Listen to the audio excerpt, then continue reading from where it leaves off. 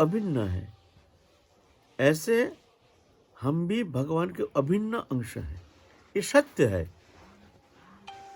ये कोई कल्पना नहीं है, ये कोई किताबी विद्या की बात नहीं है, ये सत्य है। और भजन तो यहाँ से शुरुआत होता है। ये धारणा जो हम भगवान के हैं, भगवान हमारे हैं, ये धारणा जब तक अपने भीतर स्थिर रूप से बैठता नहीं, तब तक जाकर के भजन शुरुआत ही होता नहीं। जब तक हम संसार के हैं, हम संसारी हैं, हम मायाबद्ध हैं, ये भावना जब तक है तब तक भजन का शुरुआत होना संभव नहीं है, क्योंकि वहीं पर अटक जाता है। बार बार घूम फिर करके भजन तो करते हैं, लेकिन जा करके हमको विशेष कुछ अनुभव होना संभव नहीं होता है, क्योंकि मूल जो है, वो जड़ जो है, वहीं पर गलत है। और आगे चल करके भजन की वो तीव्रता, भजन की वो स्प्रिया रहती नहीं है, क्योंकि हमारा भावना जो है ऐसे है कि हम भगवान से दूर हैं, भगवान कहीं है, भगवान से हमारा कोई संबंध नहीं है। हम शरीरधारी मायाबद्ध जीव हैं, हम संसार चक्र में घूम रहे हैं, हम पापी हैं, हम तापी हैं, ऐसे धारणा, इसका एक भी मैं नहीं हूं। सब गलत, हमारा धारणा ही गलत है। ये धारणा के कारण हम फंसे हुए हैं, अपने को हम बंधन दशा प्राप्त करके संसार चक्र में घूम रहे हैं, अपने को बद्ध जीवात्मा मान रहे हैं। ये मान्यता की बात है। तो गुण तो बहुत कुछ चाहिए भगवत प्राप्ति के लिए, सर्वथा निर्दोष,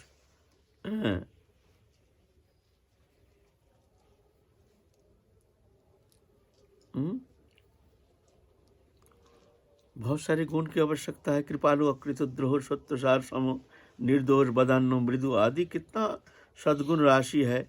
सब सद्गुण से अलंकृत होते हैं, तभी जाके एक भगवान का प्रिय पात्र बनते हैं।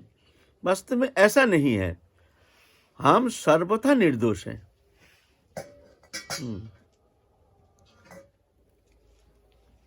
हम सर्वथा निर्दोष हैं। ईश्वर अंश जीव विनाशी, चेतन अमल सहज सुख राशि। चेतन है, मायामल रहित है, लेकिन हम माया से लिप्त होने के कारण मायाबद्ध समझ रहे हैं, जो हम माया में फंसे हुए हैं, हम अंधकार में हैं। और माया में लिप्त होने का कारण माया जात जो मलिनता उसमें आकर के आरोपित होता है। मोह, तंद्रा, भ्रम, रुक्ष रस, परिश्रम, असत्य, क्रोध, आकांक्षा, आशंका, विश्व विभ्रम, उल्लन, काम, वैषम्य, लोलता, मद, मात्सर्य, हिंसा, खेद, परापेक्षा, ईर्षा, देश, लोभ, लालच, ये आदि कितना से, ये एक भी आत्मा से संबंधित नहीं है। ये इतना अवगुण है। और कब हम दोष समस्त दोष मुक्त हो जाएंगे, तब हम भगवत प्राप्ति करेंगे। ये भी संभव नहीं है। एक दोष को छोड़ना ही हमारे लिए भारी पड़ता है,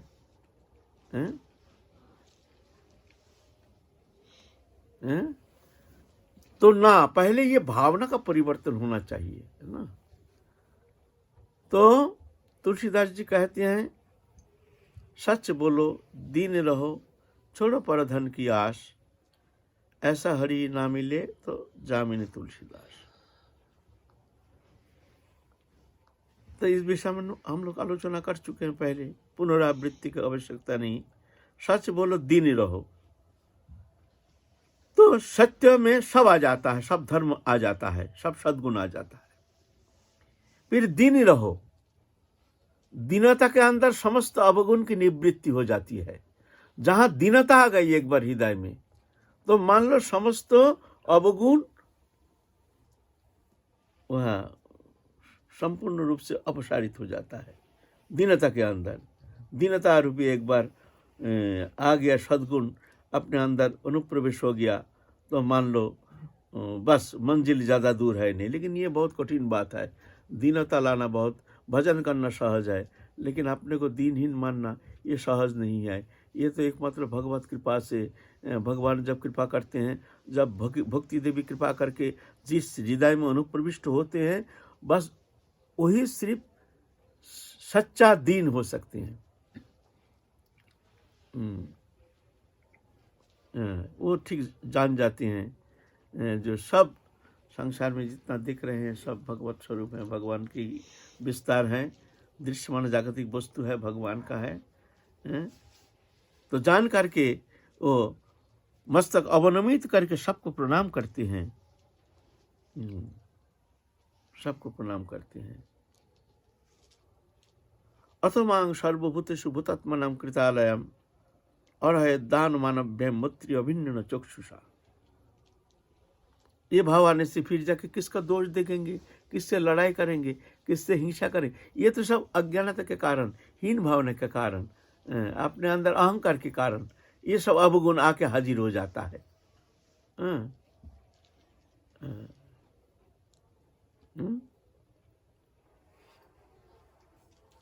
अथमांग सर्वभूतेषु भूतात्मानां कृतालयम, देखो मैं सबके अंदर हूं। और ये मनुष्य शरीर, ये जीव चैतन्य सत्ता जो शरीरधारी बनकर के संसार में घूम रहा है, ये शरीर बनाकर मैं ही इस घट में निवास कर रहा हूं। तुम ये जान लो। भूतात्मानां कृत आलयम, कृत माने बना करके, आलय माने घर। ये जीव चैतन्य सत्ता रूप में हम उसके अंदर घर बना के मैं ही निवास कर रहा हूं।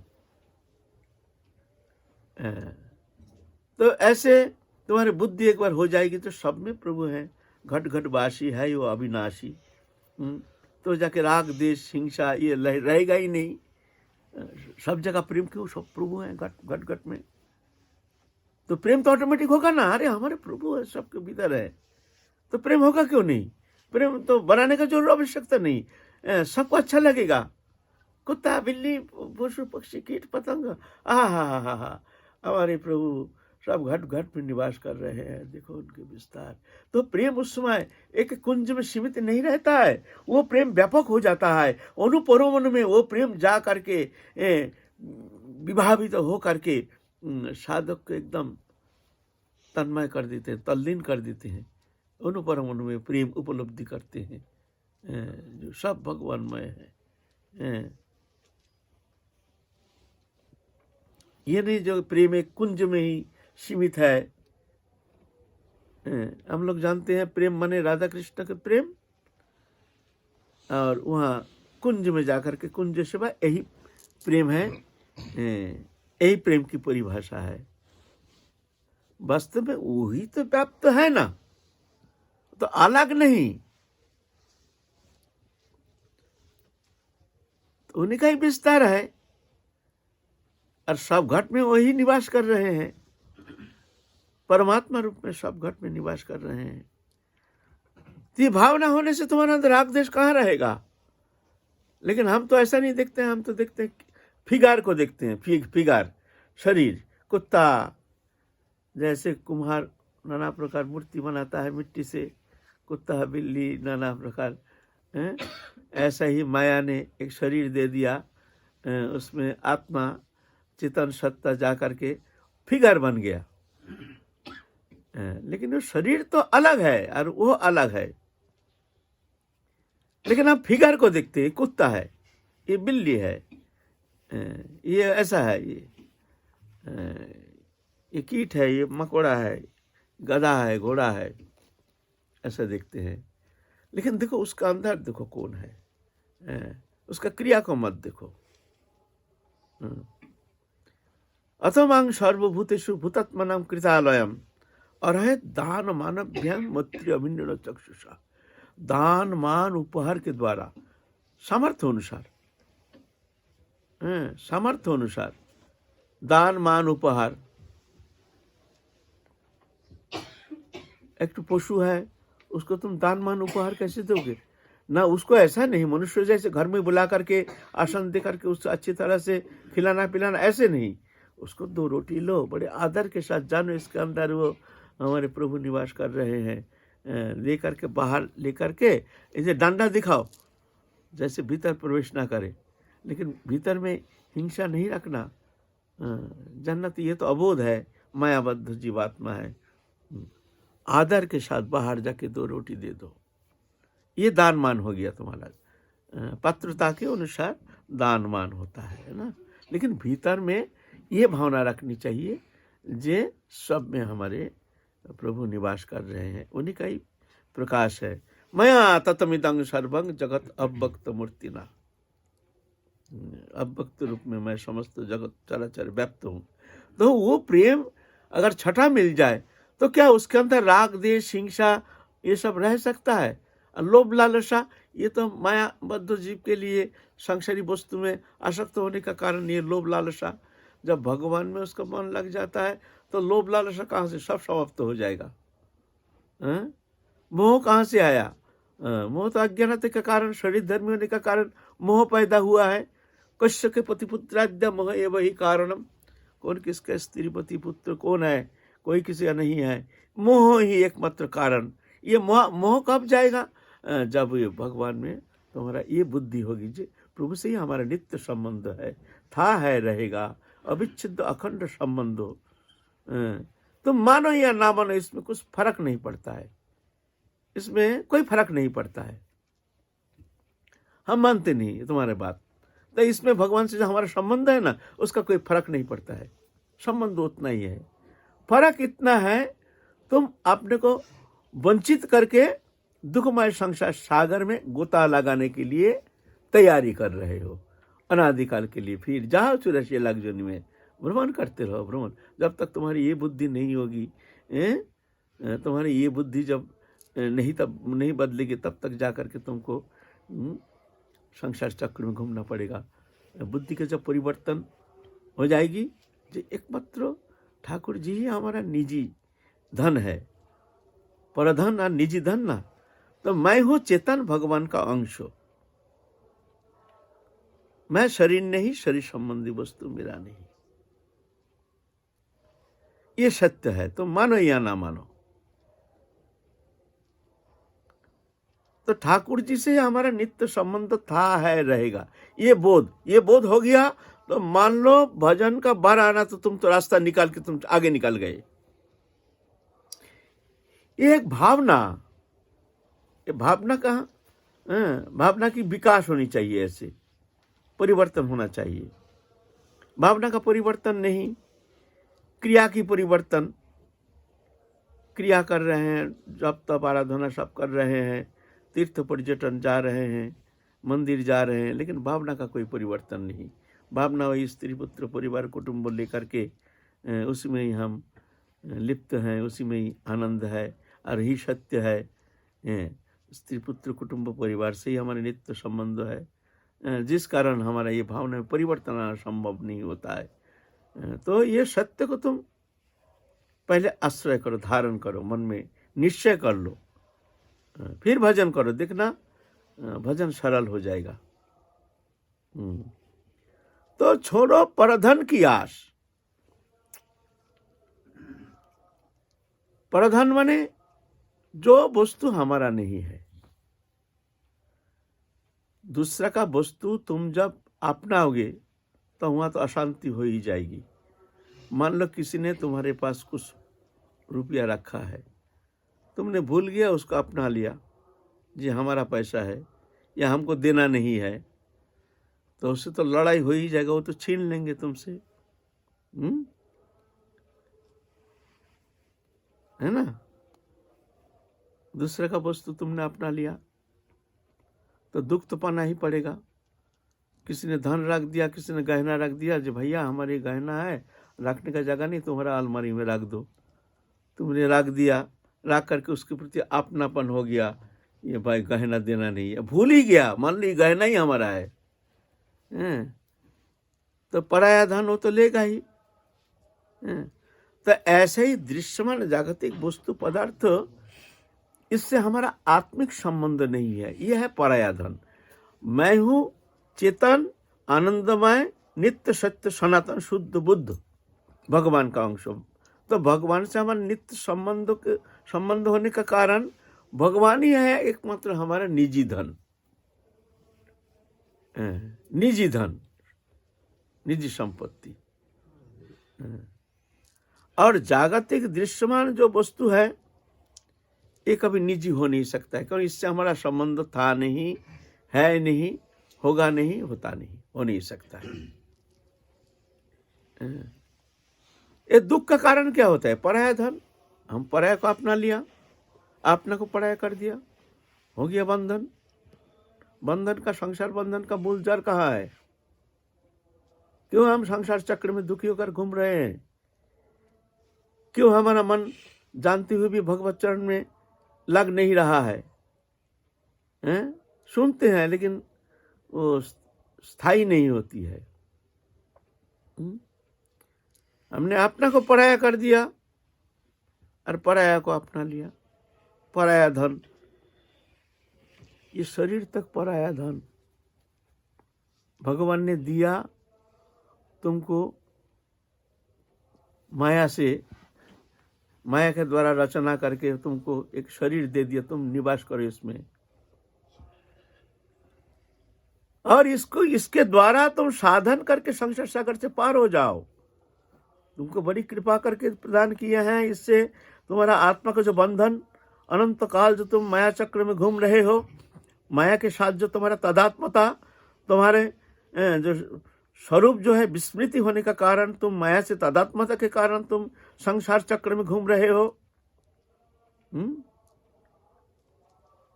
तो तुम अपना को तो पराया कर दिया। ठाकुर जी से हमारा नित्य संबंध अपना है, था, है, रहेगा, अभी भी है। हम मान नहीं रहे हैं। अगर सही सही मान लिया ना तो भजन बन गया तुम्हारा। सीधा बात है, भजन यहीं पर जाकर का सकता है। हम मानने के लिए तैयार नहीं है। हम तो स्त्री पुत्र कुटुंब परिवार बाल बच्चा धन जन संपत्ति वित्त वैभव, इसको ही हम अपना मान लिया है। मान्यता के कारण हम भजन तो हो नहीं रहा है और उल्टा दुखी हो रहे हैं। आज ये दुख, कालो दुख, कालो दुख, अपने को पराया कर दिया। निजी धन, निजी धन को मानने के लिए तैयार नहीं है। परधन, ये शरीर परधन, शरीर संबंधी वस्तु, स्त्री पुत्र कुटुंब परिवार, ये परधन। दृश्यमान जागतिक वस्तु पदार्थ जो भी देखते हैं अनित्य है, ये परधन। इससे हमारा आत्मा से संबंध नहीं है। आत्मा अलग है, चेतन अलग है, जड़ अलग है। यह है अपरा प्रकृति, चेतन है परा प्रकृति। दोनों प्रकृति मिल करके सृष्टि रचना किए हैं। तो ये जो अपरा प्रकृति स्थूल जड़ जो वस्तु पदार्थ है, यह है परधन। लेकिन हमने इसको अपना मान लिया। शरीर मान लिया मैं हूं, इसीलिए इतना कष्ट, शरीर समस्त दुख हमको भोगना पड़ता है। आदि व्याधि उपाधि जो भी होता है शरीर का, लेकिन हमको कष्ट होता है। शरीर संबंधी कोई दुख होता है, हमको कष्ट होता है। हमको कष्ट क्यों होगा? हम तो शरीर नहीं, हम तो आत्मा है, हमको कष्ट क्यों होगा? आत्मा तो चेतन है, वो तो जड़ नहीं है, वो तो अलग है। तो शरीर में कष्ट होने से हमको कष्ट क्यों होता है? नहीं, अपना मानने के कारण। इसको तुमने अपना मान लिया। अपना माने तदात्मता है। ऐसे अपना मानना नहीं, एकदम जैसे लोहा जैसे जल करके अग्नित्व प्राप्त हो गया, लोहा अग्नि एक हो गया, ऐसा ही शरीर चेतन मिल करके दोनों तदात्म हो करके दहनशील हो गया, एकदम क्रियाशील हो गया, शरीर सक्रिय हो गया। जहां हाथ लगाओ देखो हमको लगता है, जहां हाथ दो हमको लगता है। तो लगता है किसका? ये जो सेंसेशन, ये किसका लगता है? शरीर अलग है, ये प्रकृति है, आत्मा चेतन है, प्रकृति से अलग है। तो लगता है किसका? दर्द होता है किसका? शरीर में जब चोट लगा दर्द होता है, पाँव में चोट लगा, टांग में चोट लगा, कहीं चोट लगा, तो लगा किसको? कष्ट कौन अनुभव करता है? बोलो चेतन अनुभव करता है। तो चेतन का तो शरीर नहीं, वो तो अलग, उसको शरीर जड़ में लगा तो चेतन का कष्ट क्यों होगा? चिंता करो। और बोलो ना शरीर को लगा, शरीर तो चेतन नहीं, तो उसको लगेगा कैसे? शरीर चेतन नहीं, जड़ है। अभी ऑपरेशन करके यहाँ काट के अलग कर देने से बस ये चेतन से अलग होने का कारण ये इसका कोई सेंसेशन नहीं रहता है, फिर इसका कोई अनुभव नहीं है, जला दो। चेतन से संयुक्त रहने के लिए, संयुक्त के कारण हमारे ये सेंसेशन है। शरीर में आत्मबुद्धि के कारण ये बद्ध जीवात्मा जो शरीर में तादात्म्यता के कारण, शरीर में आत्मबुद्धि के कारण शरीर का सुख दुख को भोक्ता अपने को मानता है। वो प्रकृति जात वस्तु को वो अपना मान लिया, जिस कारण वो प्रकृति के सुख दुख जो वो भोग रहा है।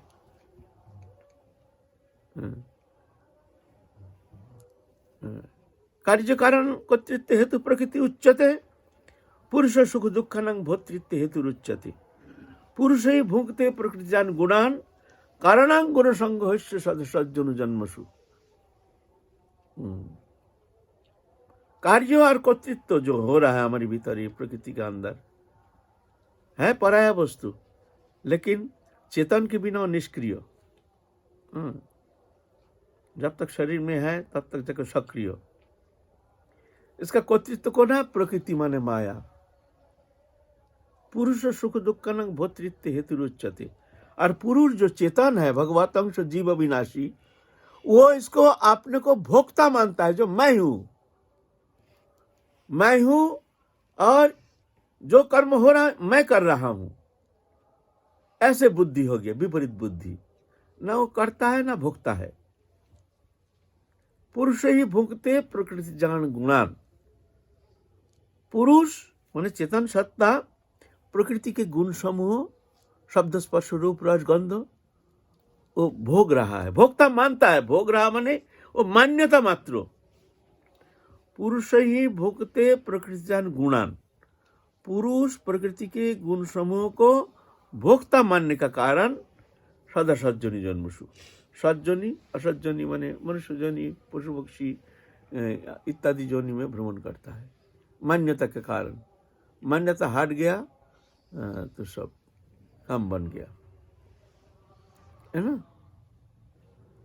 तो ये शरीर प्रकृति है, हम इससे अलग हैं, लेकिन तदात्मता के कारण शरीर का सुख दुख जो है वो हम भोग रहे हैं।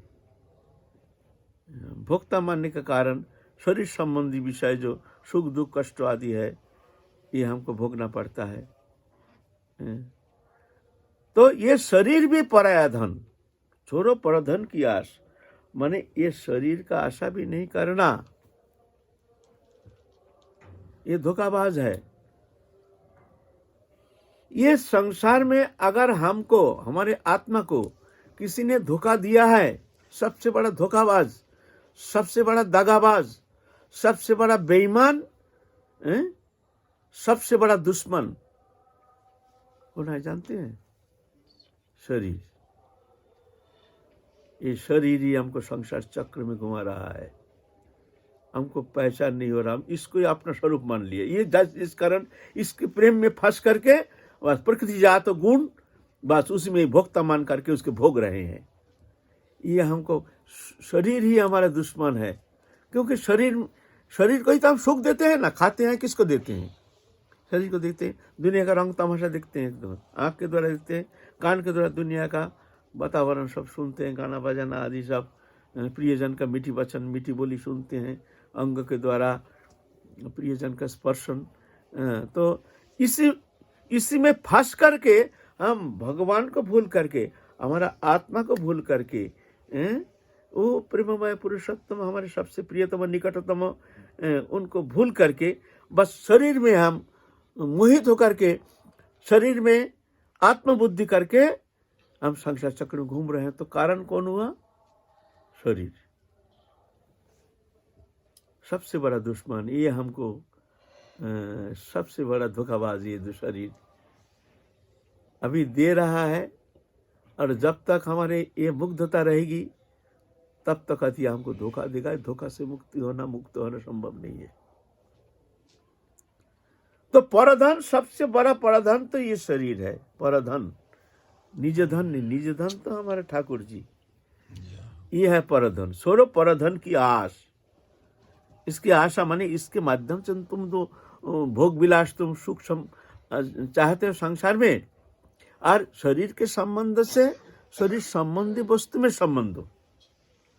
हमारा पुत्र है, कोई पड़ोसी का किसी का पुत्र को तो तुम ऐसा प्यार नहीं करते हो, कर नहीं सकते हो, क्यों?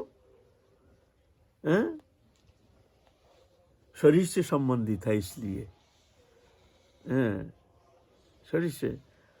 और उसके कारण स्त्री पुत्र कुटुंब परिवार में हमारे आसक्ति शरीर संबंधी के कारण, और स्त्री पुत्र कुटुंब उनसे हमारे प्रेम होने का कारण, आसक्ति के कारण, उनके सुख दुख के लिए हमारी चिंता, इनके सुखी कैसे की जाए, तो उस कारण के लिए हमारे कर्म चेष्टा, हमको पैसा कमाना पड़ेगा।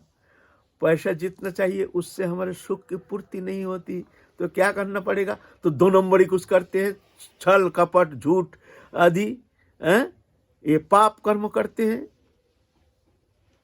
पाप कर्म क्यों है? जब वैध रूप में हमारा भोग विलास पूर्णता नहीं होती है, तभी जाके हम पाप कर्म करते हैं। पाप कर्म माने समाज जीवन में जिस कर्म का कोई स्वीकृति नहीं, वो कर्म कब करते हैं? जब हमको वैध विधि मूलक स्वाभाविक भाव से हमारे सुख की तृप्ति नहीं होती, पूर्ति नहीं होती, तब पाप करते हैं। तो चाहिए पैसा, जितना पैसा उसमें सुखी नहीं, और पैसा चाहिए तो 2 नंबरी करते हैं। और इस तरह से उस भावना में तल्लीनता का कारण धीरे धीरे माया मोह में फंस करके फिर अंतिम काल जैसे मति ऐसे गति, अंतिम समय ऐसे विषय चिंता करते करते, भोग चिंता करते करते शरीर छोड़ता, फिर जा शियाल कुत्ता पशु पक्षी होके जा फिर जन्म लो। तो कहते छोड़ो परधन की आस। परधन माने पैसा, दूसरा का पैसा नहीं, ये शरीर मैं नहीं, ये सत्य, ये परधन प्रकृति की देन है। मातृ जठर में शुरुआत, श्मशान में परिसमाप्ति, विश्व में आगंतुक दृश्यमान, ये मैं नहीं, और इसमें आसक्ति अपनापन, इस कारण हम संसार चक्र में घूम रहे हैं। तो बोलते छोड़ो ये परधन की आस, माने ये तुमको सुख देगा, इसका आशा छोड़ो। ये तुम्हारे मित्र बन सकता है अगर ये शरीर को तुमने प्रभु के चरण में समर्पण कर दोगे। जो प्रभु ये शरीर तुम्हारा है, जैसे हम लोग तिलक करते हैं, दादा संघ में तिलक करते हैं। तिलक क्या है? तिलक का परिभाषा क्या है? क्यों करते हैं? कोई हमको पूछे जो तुम तिलक करते क्या है? सरल है, लेकिन बहुत लोग इसका खबर नहीं लेते हैं। वैष्णव है, तिलक करते हैं, दादा संघ में तिलक रचना करते हैं, लेकिन जानते नहीं। वास्तव में यह है हरि मंदिर, इसका नाम है हरि मंदिर। इसको उलाट दो, एक मंदिर का शेप आ जाएगा, है ना। इसको उलाट देने से कैसे आएगा? मंदिर का शेप आ जाएगा ना। तो ये शरीर मैं नहीं, इस शरीर प्रभु के निवास स्थल है। तो हमने हरि मंदिर रचना करते हैं, स्नान ध्यान करके, प्रभु ये मंदिर तुम्हारा है, तुम निवास करो।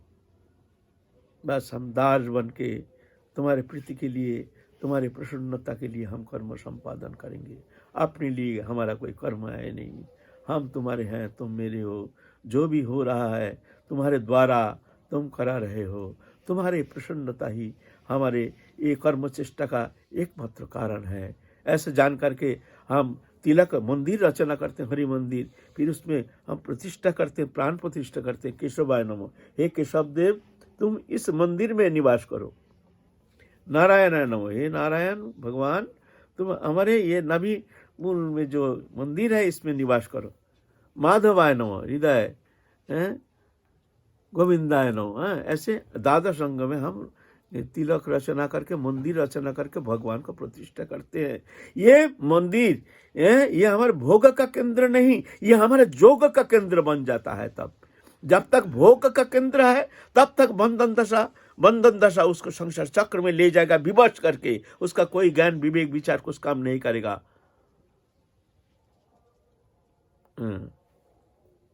जब तक भोग का केंद्र, तब तक रोग का केंद्र बनेगा और शोक मोह आकर के उसको घेर लेगा। अंतिम काल 84 लाख जोनी में तुमको खींच के ले जाएगा। ये शरीर छोड़ो परधन की आस हैं? और ये जब इस तरह से जब भगवत चरण में समर्पित हो जाता है तो ये जोग का केंद्र बन जाता है। जोग, अब मैं भोगी नहीं, हमारी भावना क्या है? हमारी उपासना। छोड़ो परधन की आस, हमारे नित्य संबंध ठाकुर जी से हमारा संबंध जब तक शरीर है, शरीर के द्वारा हम प्रभु की उपासना करेंगे। हाँ ठीक है, इसमें हमको स्थान दे दिया है, हमको रहने का निवास दे दिया है, हम इस घट में निवास कर रहे हैं, लेकिन ये घर तुम्हारे हैं, तुम इसमें निवास करो हे नाथ। केशवाय नमो, नारायणाय नमो, माधवाय नमो, गोविंदाय नमो। हम तिलक धारण करके मंत्रपुत करके प्रभु को प्रतिष्ठा करते हैं, प्रतिष्ठा करके फिर उपासना में वृत्ति होती है। हमारे इस शरीर का एकमात्र लक्ष्य है भगवत उपासना। हर इंद्रिय हमारे उपासना में प्रयोग होना चाहिए, हर इंद्रिय, चक्षु कर्ण नासिका जीवा तक, हस्त पद बाक पायु उपस्थ, सब भगवत सेवा निमित्त। तो हो गया ये शरीर हमारा जोग का केंद्र हो गया। छोड़ो परधन की आस। तो ये शरीर मैं नहीं, ये परधन, शरीर संबंधी वस्तु, स्त्री पुत्र कुटुंब परिवार, परधन तो आप कहोगे तो ये छोड़ छाड़ के हम लोग चले जाएं? ना, छोड़ने का कोई सवाल नहीं है। नौकरी करो, संसार में रह करके प्रभु को मालिक बना करके प्रभु का नौकरी करो, तो बंधन तुम्हारे लिए है नहीं। फिर बंधन मुक्त ही रहोगे तुम। जतेन्द्रिय मनोबुद्धि मुनि मोक्ष परायणा, विगत इच्छा भय क्रोध जा सदा मुक्त वश। सदा के लिए मुक्त है, संसार में रहो, जंगल में कुछ नहीं है। भावना का परिवर्तन करो, जो कर रहे हैं प्रभु करा रहे हैं, जब तक रहना है मन को भीतर में ले चलो। शरीर को बाहर डोलाने से कुछ नहीं होता है। हाँ ठीक है, परिवेश, गुरुस्थान, साधु संग, तीर्थ निवास, ये तो ठीक है, अच्छा है, करना चाहिए। लेकिन सब कुछ है अपने भीतर, अपने अंतःकरण में प्रवेश करना है, वहीं हमारे गति होनी चाहिए। हमारे चिंतन सब कुछ हमारे हृदय में निवास स्थल है, प्रभु के निवास स्थल है। ऐसे जान करके मन को अंतर मना करो, तो घर में रह करके भी तुम्हारी साधना पूर्ण होगी, है ना। तो छोड़ो परधन की आस, माने दृश्यमान जागतिक वस्तु पदार्थ जितना है, आंख खोलने से जो भी वस्तु हमारे सामने दिखता है, ये सब परधन है, सब परधन। लेकिन हम परधन का आशा करते हैं, धन चाहिए, पैसा चाहिए, गाड़ी चाहिए, बाड़ी चाहिए, ये चाहिए, वो चाहिए, वो चाहिए, वो चाहिए, तो जगह हम फंस जाते हैं। एक साधु था, भजन करता है, तो उसको सब सामान सट्टा दे जाता है, और वो भी धर लेता है। कहाँ तक ना मना करेंगे, हाथ जोड़ेंगे, मानता नहीं है। भाई चलो भाई धर दो, हमसे तो कोई लेना देना है नहीं, जितना है बांट देते हैं, चलो पड़ा है। तो बहुत सारे सामान इकट्ठा हो गया। चोर दिखता है तो इसका हम बहुत सामान सट्टा है। एक दिन आके तो सब गठरी उठरी बांध करके बाहर निकाल लिया। निकल करके अब जाएंगे, तो बाबा साधु है ना, कुछ कहा नहीं, साधु को कुछ कहा नहीं, लेकिन सामान सट्टा जितना है सब लेकर, कपड़ा भी ले लिया, उसको पहनने का जो कपड़ा वो भी ले लिया। तो जब कुछ दूर गया तब साधु बाबा हंस रहा है और चिल्ला रहा है। वो बोलता है अभी भी हमारा लाभ है, अभी भी हमारा लाभ है, अभी भी हमारा लाभ है। हंस रहा है और नाच रहा है। तो क्या लिया हमारा? हमारा कुछ लिया ही नहीं, हमारा असल वस्तु तो लिया ही नहीं, तेरे को खबर ही नहीं, जा ले जा। तो लोग सोचा कहीं धन इकट्ठा करके कहीं घर के रखा है। फिर आया, है बाबा बता कहाँ रखा है तेरा धन, तो कहाँ घर के रखा है, बता जल्दी बता। अरे देख, ये जो कोपिन तू छोड़ के गया है ना, ये हमारा लाभ है, ये भी हम साथ नहीं ले जाएंगे। तू हमारा क्या लेगा? अभी भी लाभ है, तू तो और कुछ नहीं लिया। ये जो कॉपीन हम पहने हैं जिसको तू छोड़ के जा रहा है, ये भी हमारा लाभ है, मतलब ये भी हमारा नहीं, एक्स्ट्रा है। तो तू हमारा क्या लेगा? हमारा असल वस्तु तो क्या है? असल वस्तु तो बोले वो तो तेरे को मिलेगा ही नहीं, तू तो चाहता ही नहीं। तो बोलते बाबा बताओ क्या है असल वस्तु? तो बोले काल आना। तो काल आ गए, ना जाने क्या धन रखे, कहीं गुप्त धन। तो बोले देख ये हरि नाम, ये भगवान के नाम, ये एक बार जिसने धारण किया, हृदय में धारण किया, उसका समस्त इच्छा पूर्ति हो गई, उसके लिए कोई कमी कुछ रहने का कोई संभावना नहीं है। इस तरह से उसको समझाया। फिर वो भी साधु के सानिध्य में आकर के साधु हो गया, सब चोर। तो कहने का मतलब है ये भी हमारा लाभ है, जितना दृश्यमान जो भी वस्तु पदार्थ तो दिख रहे हैं, है ना। तो इसीलिए कहते हैं छोड़ो परधन की आस, सच बोलो, दीन रहो। दीनता, दीनता के अंदर सब सद्गुण आ जाता है। जिसका अंदर दीनता है उसके अंदर सब सद्गुण है। दीनता ऐसी नहीं आती है, सब सद्गुण से अलंकृत होने से ही तब जाके दीनता आती है, वो भगवत कृपा से। जब भगवत कृपा होती है समस्त अवगुण अपसारित हो जाता है, अंतकरण निर्मल हो जाता है, भक्ति भावनामय हो जाता है, तो जाके सतत और सर्वथा निर्मल हो जाता है। तो दीनता जहाँ आ गई वहाँ समस्त सद्गुण आ गई। और जहाँ छोड़ो परधान की तुम्हारा ज्ञान हो गया तो माया भी दूर हो गई। ये परधन है ना, ये परधन ही हमको फंसा के रखा है। नहीं, ये परधन हमको पता ही नहीं क्या हमारे असली धन है, क्या परधन है। हम परधन को अपना मान करके संसार चक्र में घूम रहे हैं। तो कहते हैं छोड़ो परधन की आस। ये 3, सच बोलो, दीन रहो, छोड़ो परधन की आस। इसमें अगर तुमको हरि नहीं मिलता है तो जामिन तुलसीदास। तुलसीदास जी कहते हैं मैं तुम्हारे लिए जमानत रह रहा हूँ। जय जय श्री राधे श्याम।